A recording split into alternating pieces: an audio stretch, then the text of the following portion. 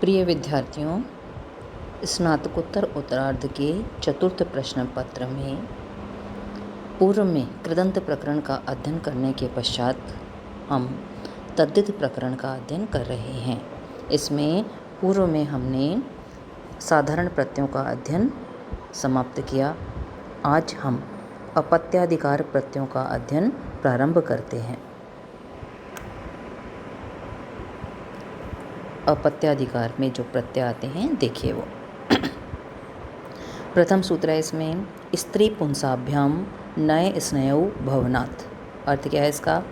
अपत्य आदि अर्थों में स्त्री शब्द से परे नए प्रत्यय और पुंस शब्द से परे स्नेय प्रत्यय होता है। एक सहायक सूत्र है इसके साथ आपका, और गुणः, ओह गुणः, ऊ का षष्ठी विभक्ति का एक वचन है ओह, यानी उकार के स्थान पर गुणः गुण आदेश होता है। पूरा अर्थ क्या है देखिए, तद्धित प्रत्यय परे होने पर उ वर्णांत भ संज्ञक अंग के अंत्य उकार के स्थान पर गुण ओकार आदेश होता है। उदाहरण देखिए इसका, स्त्रैणः, ये महत्वपूर्ण सूत्र है आपका। स्त्रैणः, स्त्रैणः यानी स्त्री की पुरुष संतान। स्त्रियः अपत्यम, लौकिक विग्रह हो गया आपका। स्त्रियः षष्ठी का एक वचन है, तो स्त्री मूल शब्द षष्ठी एक वचन में णस प्रत्यय लाए, प्लस अपत्य अर्थ में स्त्री शब्द से परे आप नए प्रत्यय लाए। देखिए अब इसके सामने लिखिए, अर्थ पूरा लिखिएगा यहाँ पर। स्त्री पुंसाभ्याम नए स्नेयौ भवनात् सूत्र से अपत्य अर्थ में स्त्री शब्द से परे क्रमशः नए प्रत्यय प्राप्त हुआ। नए में से यहाँ का लोप कर दीजिए, न बचा। हलंत्यम सूत्र से अंतिम यकार की संज्ञा और तस्य लोप से उसका लोप हो गया, या फिर अनुबंध लोप भी लिख सकते हैं आप। अगली पंक्ति में णस का भी लोप कर दीजिए। कृत तद्धित समासाश्च सूत्र से स्त्रीणस की प्रातिपदिक संज्ञा होगी और सुपो धातु प्रातिपदिकयों से प्रातिपदिक के अवयव णस प्रत्यय का लोप हो जाएगा। तो बचा आपका स्त्री प्लस न। अब स्त्री में आदि स्वर क्या है? इकार, उसके स्थान पर वृद्धि कर दीजिए ऐ, तो स्त्रई प्लस न।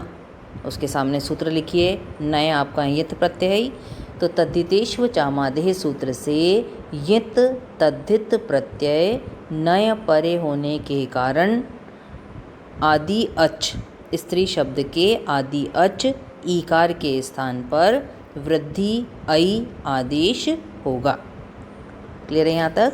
मिला दीजिए अब इनको आपस में, स्त्रैन बन गया। इसके सामने कुछ नहीं लिखना क्योंकि हमने कोई नया काम नहीं किया, केवल इनको मिलाया है। अब अगली पंक्ति में नकार के स्थान पर णकार आदेश कर दीजिए, णत्व कर दीजिए, तो स्त्रैण बन गया। इसके सामने सूत्र लिखिए, अठ कुपांग नुम व्यवाय अपि सूत्र से नकार के स्थान पर णकार आदेश होगा। अगली पंक्ति में विसर्ग और लगा दीजिए, स्त्रैणः, और उसके सामने दे दीजिए पुल्लिंग प्रथमा एक वचन में यह रूप सिद्ध होता है।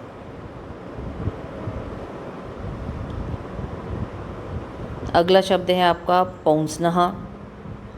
पौंसनः का क्या अर्थ है? पुंसः अपत्यम, पुरुष की संतान। पुंस हलंत है आपका मूल शब्द, षष्ठी एक वचन में णस प्रत्यय, प्लस पुंस शब्द से परे आप कौन सा प्रत्यय लाए? स्नेय।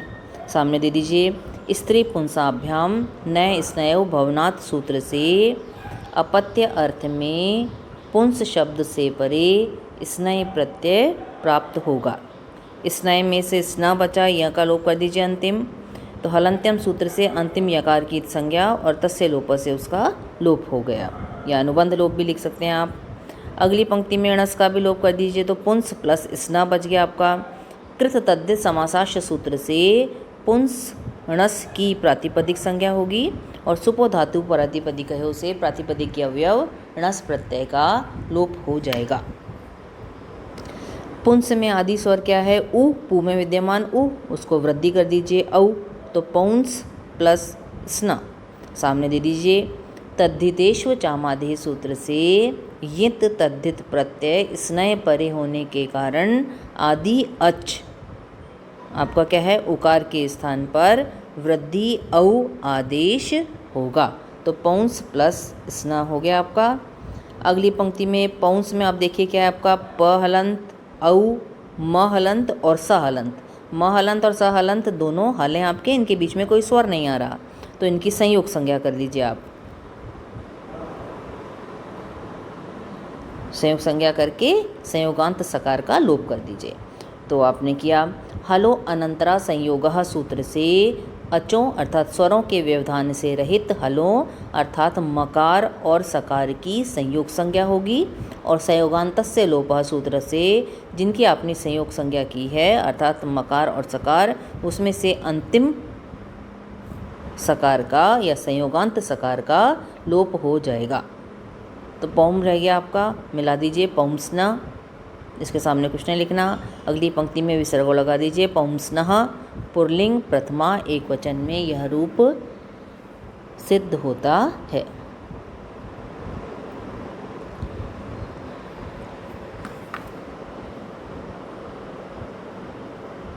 अब अगले सूत्र पर आइए, यह इंपॉर्टेंट सूत्र है आपका गर्गादिभ्यो यय ना, गर्गादिभ्य यय।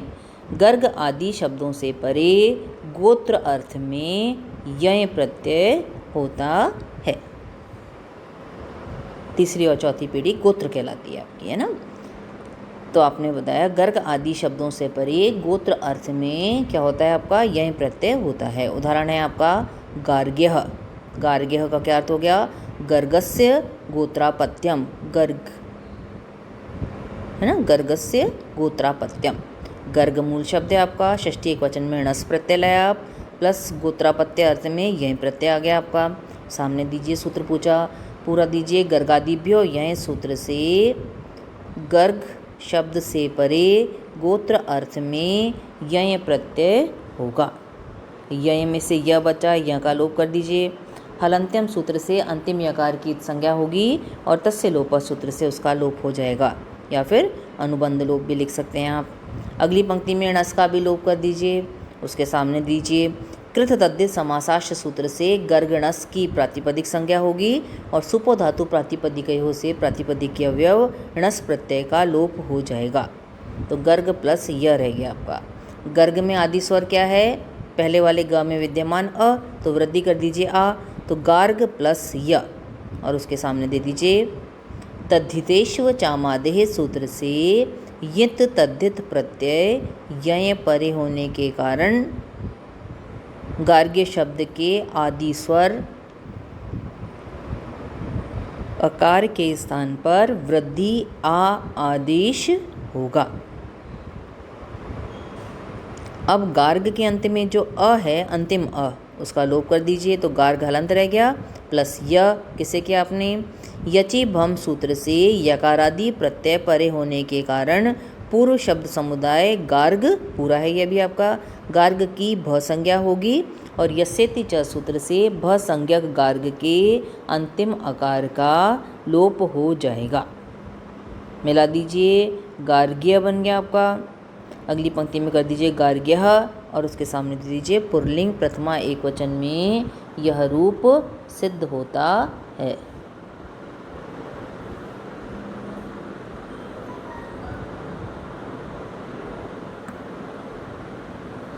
क्लियर है यहाँ तक। जैसे गर्ग आदि भी यही आपने किया, तो गर्ग आदि से परे गोत्रापत्य अर्थ में या गोत्र अर्थ में यह प्रत्यय किया। अब अपत्य अर्थ तो चलेगा ही यहाँ पर, लेकिन गोत्र का मतलब क्या है, तीसरी, पहली और दूसरी पीढ़ी तो आपकी संतान अर्थ में आ गई, तीसरी और चौथी पीढ़ी गोत्र कहलाती है ना। तो आपने यह प्रत्यय लाए, उदाहरण बनाया आपने गार्ग्यः, इसी का आगे हम पढ़ेंगे गार्ग्यायणः, वो हम कल देखेंगे।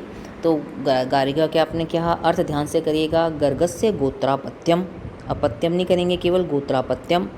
फिर अगली पंक्ति में गर्गणस प्लस यहीं किया आपने ध्यान से, गर्गादिभ्यो यहीं सूत्र से गर्ग शब्द से परे गोत्र अर्थ में यहीं प्रत्यय प्राप्त हुआ।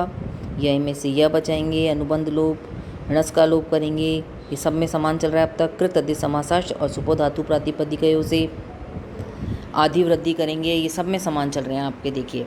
तो गार्ग बन गया प्लस य, तद्धितेष्व चामादे सूत्र से यंत तद्धित प्रत्यय यहीं परे होने के कारण अंग के अचों में से आदि अच अर्थात आदि अकार के स्थान पर वृद्धि आ आदेश होगा। गार्ग के अंतिम अ का लोप करेंगे आप, हलंत कर देंगे तो गार्घ हलंत प्लस य किससे किया आपने, यची भम सूत्र से यकारादि या आजादी दो होते हैं, तो यहाँ यकारादि अपना यकारादि तद्धित प्रत्यय यह परे होने के कारण पूर्व शब्द समुदाय गार्ग की ब संज्ञा की और यस्यति च सूत्र से ब संज्ञक गार्ग के अंतिम आकार का आपने लोप कर दिया, मिलाया तो गार्ग्य बन गया। अगली पंक्ति में गार्ग्यः कर दीजिए, पुल्लिंग प्रथमा एकवचन में यह रूप सिद्ध होता है। अब इसको ध्यान से करिएगा, कल हम इसी को आगे बढ़ाएंगे।